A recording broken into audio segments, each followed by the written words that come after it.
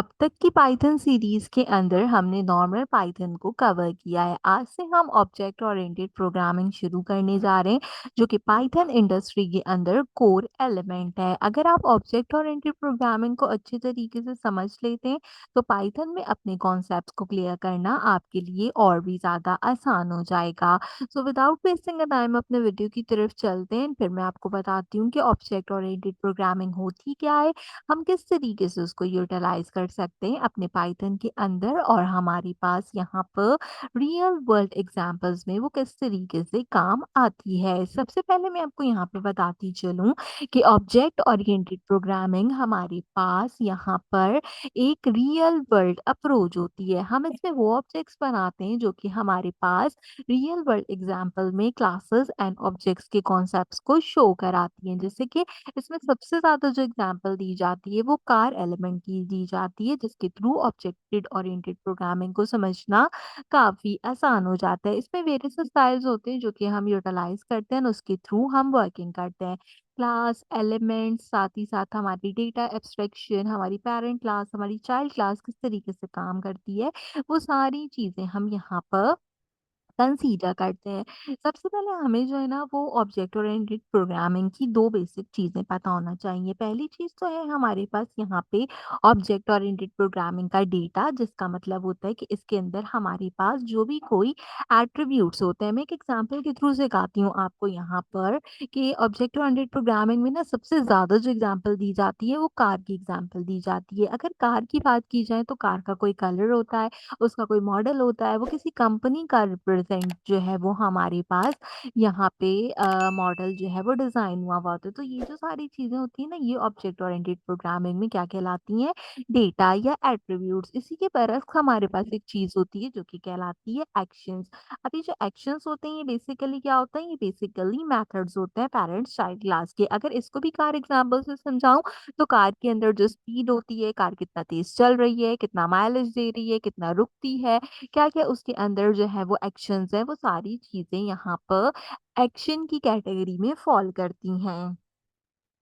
Actions को हम यहाँ पर मेथड्स कहते हैं। तो ये 2 चीज़ें आपने याद रखनी है, डेटा हमेशा एट्रिब्यूट्स कहलाएगा एंड एक्शंस हमेशा मेथड्स कहलाएँगे, जो कि हम यूटिलाइज़ करेंगे। इसके बाद आपके पास अगली जो कोर कॉन्सेप्ट होना चाहिए ना, वो क्लास वर्सेस ऑब्जेक्ट होना चाहिए। अच्छा, क्लास वर्सेस ऑब्जेक्ट की बात करें तो क्लास जो होती है ना, वो हमारे पास एक तरीके का ब्लूप्रिंट होती है। ब्लूप्रिंट में क्या होता है कि आपने देखा होगा कि पूरा का पूरा जो भी हमारे पास सिनेरियो होता है, अगर किसी बिल्डिंग का जो है वो ब्लूप्रिंट है, तो उसका पूरा एक अदद नक्शा उसके अंदर बना होता है, उसमें एट्रीब्यूट्स होते हैं, उसमें मेथड्स होते हैं। जब भी हम एट्रीब्यूट्स या मेथड की बात करेंगे तो आपने डेटा एंड एक्शन को याद करना है। हम उस ऑब्जेक्ट के अंदर जो है वो डिफरेंट चीज़ों को डिफाइन करते हैं, फिर उनको क्लास बनाते हैं और फिर क्या करते हैं, उनके अंदर हम उनकी इंस्टेंट जो चीज़ें होती हैं उसका यूटिलाइजेशन करते हैं। तो क्लास और ऑब्जेक्ट के अंदर सिर्फ ये डिफरेंस होता है। ऑब्जेक्ट अब तक हम बनाते आ रहे हैं, अब जो है ऑब्जेक्ट ओरिएंटेड प्रोग्रामिंग के अंदर हम क्लास भी बनाएंगे और उनको ऑब्जेक्ट्स के अंदर यूज करेंगे। तो चले मैं जो हूँ वो आपको यही एग्जांपल देती हूँ कार के थ्रू, कि आपको जो है वो अच्छी तरीके से ऑब्जेक्ट ओरिएंटेड प्रोग्रामिंग थोड़ी सी समझ आए। अब सबसे पहले यहाँ पर हम एक कार की एग्जांपल ले रहे हैं, जिसके लिए मैंने आपको बताया कि ऑब्जेक्ट ओरिएंटेड प्रोग्रामिंग की में क्या होता है, हमेशा एक क्लास बनाई जाती है। तो मैंने एक क्लास बनाई और इसको एक नाम दे दिया यहाँ पे कार। अच्छा, आपने इसको कोई भी नाम दे सकते हो, मैं क्योंकि आपको एक बेसिक एग्जांपल दे रही हूँ और कोशिश करूंगी कि फर्दर वीडियो में भी इसी एग्जांपल को कंटिन्यू करूँ, ताकि आपको अच्छे से समझ आए। अगर ये एग्जांपल आपको समझ आती है तो ऑब्जेक्ट ओरिएंटेड प्रोग्रामिंग की सारी चीजें आप अच्छे से गेन कर लेंगे। तो यहाँ पर हमने एक क्लास बनाई है जिसको मैंने कार का नाम दिया है। अब मैं यहाँ पे क्या करूंगी, मैं यहाँ पे एक इनिट फंक्शन डिफाइन करूंगी। ये इनिट फंक्शन क्या करता है, ये बेस ऑफ द क्लास होता है। इसमें क्या होता है, इसमें हमारे जो आर्ग्यूमेंट्स वगैरह होते हैं, जो हम एट्रीब्यूट्स दे रहे हैं, वो सब चीजें क्या होती हैं, इसमें कॉल्ड आउट होती हैं। यहाँ पर एक सब क्लास भी होती है, लेकिन इसका यूटिलाइजेशन हम फर्दर जाकर करेंगे। अभी हम सिर्फ अपनी मेन क्लास का यूज करेंगे, जिसमें हम सेल्फ को कंसीडर करते हैं। सेल्फ के साथ साथ हम इनिट मेथड को यूज करते हुए अपने ऑब्जेक्ट्स देते हैं। तो मैंने आपको क्लास वर्सेस ऑब्जेक्ट इसीलिए बताया था। क्लास हमने बना ली, क्लास के अंदर अब हम क्या देने जा रहे हैं, ऑब्जेक्ट देने जा रहे हैं। अच्छा, अब जैसे इसको सिलेक्ट करेंगे ये बाय डिफॉल्ट कंडीशन लिख देगा, तो आपने इसको सिंपल रिमूव कर देना है। सेल्फ को हम वहीं रखेंगे, सेल्फ में अब हमने हमें क्या बताना होगा, ऑब्जेक्ट को डिफाइन करना होगा। क्योंकि कार है तो मैंने कहा कार में क्या होता है, कार का कलर होता है और साथ में दूसरी चीज़ क्या होती है, कार का हम जो है वो दूसरा यहाँ पे मॉडल ले लेते हैं। 2 चीज़ों को हम यहाँ पे सिंपल कंसीडर करते हैं। ये क्या हो गया, ये हो गया हमारा यहाँ पे इनिट का मेथड। ठीक है, आप यहाँ पे इस तरीके से इसको समझ लीजिए, यानी कि ये इसके एक्शंस हैं हमारी कार के रिलेटेड। इसमें हमने डेटा भी दिया और जो मैंने मॉडल दिया उसके अंदर हमने इसके मेथड्स को कॉल किया। अब ये जो हमने सेल्फ में 2 चीज़ें डिफाइन की हैं, हमने इनको कॉल करना होगा। तो मैं यहाँ पे सेल्फ डॉट कलर को डिफाइन करूँगी। ये किस चीज़ के बराबर होगा? ये बराबर होगा कलर के। ये बिल्कुल वैसे ही है जैसे हम जो है वो डॉक स्ट्रिंग में चीज़ें डिफाइन करते हैं। अगर आपके पास डॉक स्ट्रिंग का कॉन्सेप्ट नहीं है तो मैं आई बटन पे वीडियो प्रोवाइड करती हूँ, आप मेक श्योर कीजिएगा कि चेक कीजिए। इसी तरीके से दूसरी चीज़ हमारे पास क्या है? दूसरी चीज़ हमारे पास मॉडल है, तो हम उसको भी कॉल्ड आउट कर लेते हैं और ये किस चीज़ के बराबर हो जाएगा?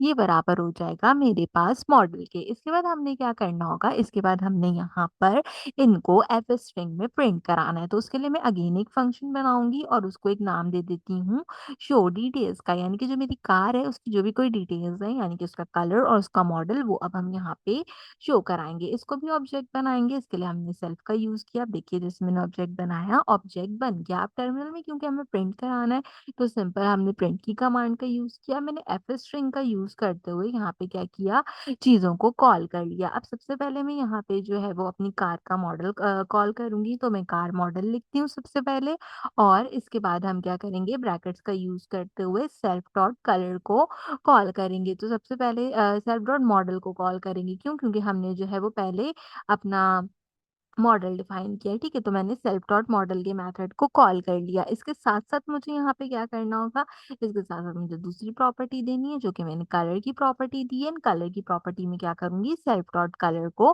कॉल कर लूंगी। तो यहाँ पे दोनों चीजें मेरे पास प्रिंट होकर आ जाएंगी। अब मुझे क्या करना होगा, अब मुझे सिंपल यहाँ पे ऑब्जेक्ट इनिशियलाइजेशन करनी होगी, यानी कि अपना ऑब्जेक्ट को बनाना होगा जिसमें मैं जो हूँ वो इनको कंसीडर करूंगी। तो सबसे पहले मैं बताती हूँ कि कार 1 है मेरे पास, जो कि किसके बराबर है, जो कि बराबर है यहाँ पे कार की। और इसके अंदर हम जो है वो अपना डेटा प्रोवाइड करते हैं। देखिए ये कलर मांगेगा और फिर ये मुझसे मॉडल मांगेगा। तो मैं कह देती हूँ कलर क्या है भाई, कलर मेरा रेड है। एंड देन इसके बाद मुझे इसका मॉडल बताना है, तो मैंने यहाँ पे सिंपल टोयोटा इसका मॉडल बता दिया। आप चाहें तो जिसमें बताती हूँ टोयोटा 2020। ठीक है, तो यहाँ पे हमारे पास ये आ गया। अब इसी तरीके से मैं दूसरी कार बनाऊंगी, उसको भी किस क्लास के बराबर करूंगी, उसको भी मैं यहाँ पे कार के बराबर करूंगी। और इसके अंदर भी क्या करूंगी, सेम डेटा प्रोवाइड करूंगी। लेकिन सेम डेटा में अब जो है ना वो मैं चेंजेस करूंगी। जैसे कार का कलर हम ब्लू रख देंगे, एंड ब्लू रखने के बाद हम यहाँ पे इसका मॉडल होंडा कर देंगे। एंड मैं इसको 2018 कर देती हूँ, 2017 कर देती हूँ, ताकि जो है वो हम इस तरीके का मॉडल यहाँ पे डिफाइन कर लें। अब यहाँ पे आपके पास ना 2-3 बातें समझने की। देखें, कार एक क्लास है जिसमें हमने कलर और मॉड्यूल के एट्रीब्यूट्स बनाए हैं। मैंने लाइन नंबर 21 में इनिट का यूज किया, जो कि ऐसा कंस्ट्रक्टर वर्क कर रहा है जिसमें मैं नए ऑब्जेक्ट को क्रिएट करी हूँ और उसको इनिशियलाइज करी हूँ। जबकि जो कार 1 एंड कार 2 के ऑब्जेक्ट्स हैं वो अलग अलग है, उनकी अलग अलग वैल्यूज है, उनको हमने साथ में क्रिएट किया है। अब दोनों की वैल्यू शो भी करा लेते हैं। इसके लिए मैं car 1 dot show under score details को मेथड को कॉल करूंगी, एंड इसी तरीके से कार 2 डॉट शो अंडरस्कोर के मेथड को कॉल करके कार 2 को कॉल कर लूंगी। तो without wasting a time terminal में चलते हैं, इसका आउटपुट चेक करते हैं। आप देखें जैसे मैं टर्मिनल में आई हूँ, उसने मुझे कार जो पहली थी उसका मॉड्यूल